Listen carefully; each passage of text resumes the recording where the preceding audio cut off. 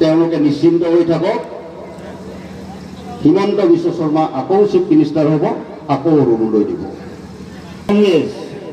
কংগ্ৰেছে আজি বঙাইগাঁৱত এটা কামো কৰিব নাই। এটা উদাহৰণ দিয়ক, কংগ্ৰেছে যদি কিবা কাম কৰিছে।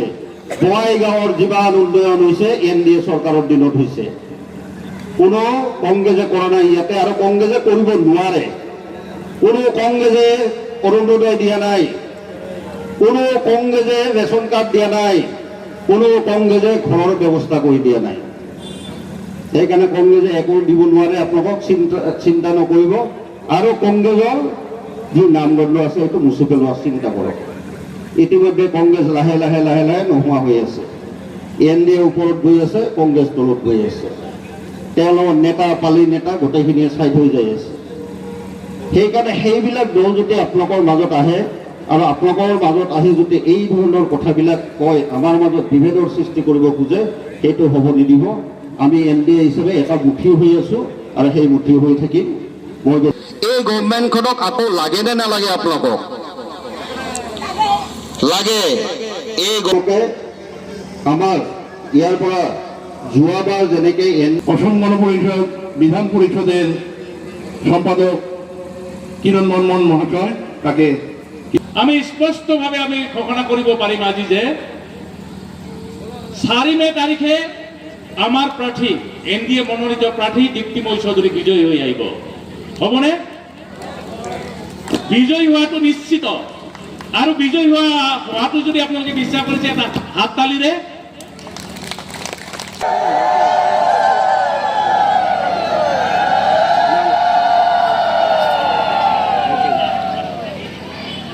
ৰবীন্দ্ৰ ভৱনটো ইয়াতে আছে। কবিগুৰু ৰবীন্দ্ৰনাথ ঠাকুৰক শ্ৰদ্ধা জনাই মই মাত্ৰ এটা লাইন গাম।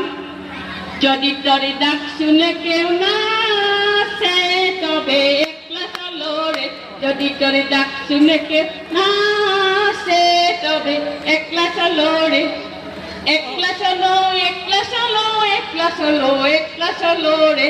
গতিকে আমি মহিলা শক্তি জিন্দাবাদ।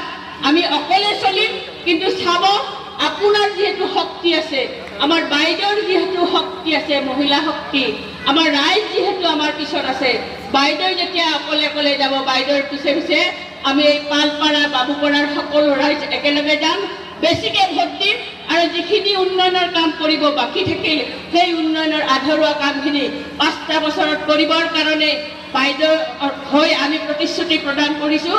আপোনালোকে অন্ততঃ বৃহৎ সংখ্যক ভোট দি তেখেতক জয়যুক্ত কৰক। ৰাইজক ধন্যবাদ। ইমান কষ্ট কৰি যে সকলে বহি আছে, তাৰ বাবে বহুত বহুত ধন্যবাদ। ইয়াত উপস্থিত থকা মোৰ লগত সতীৰ্থসকল, ইয়াৰ আমাৰ উদ্যোক্তাসকল, সুশান্ত দত্তকে আদি কৰি দীপ, কিমান আছে আমাৰ অসম গণ পৰিষদৰ ল'ৰা, সকলোকে ধন্যবাদ। আৰু এইখন যিহেতু নিৰ্বাচনৰ প্ৰাক মুহূৰ্তত হোৱা নিৰ্বাচনী সভা, আৰু আমি এটাই উদ্দেশ্য, আমি কেনেকৈ NDA প্ৰাৰ্থীক বিপুল ভোটত জয়যুক্ত কৰিব পাৰোঁ, সেইটোৱে আমাৰ উদ্দেশ্য। মই সেই আগত ৰাখি মই বেছি কথা নকওঁ। আগৰ বাইদেউসকল সকলে কৈছে, মই মাত্ৰ অলপ কথা ক'ম। মই বিচাৰিছোঁ শ্ৰদ্ধা ৰাইজৰ পৰা, মই NDA প্ৰাৰ্থী হিচাপে আপোনালোকৰ ওচৰত, আমি যিহেতু দিল্লী আৰু দিছপুৰৰ চৰকাৰখন, এই দুয়োখন চৰকাৰ একে জগসূত্ৰ।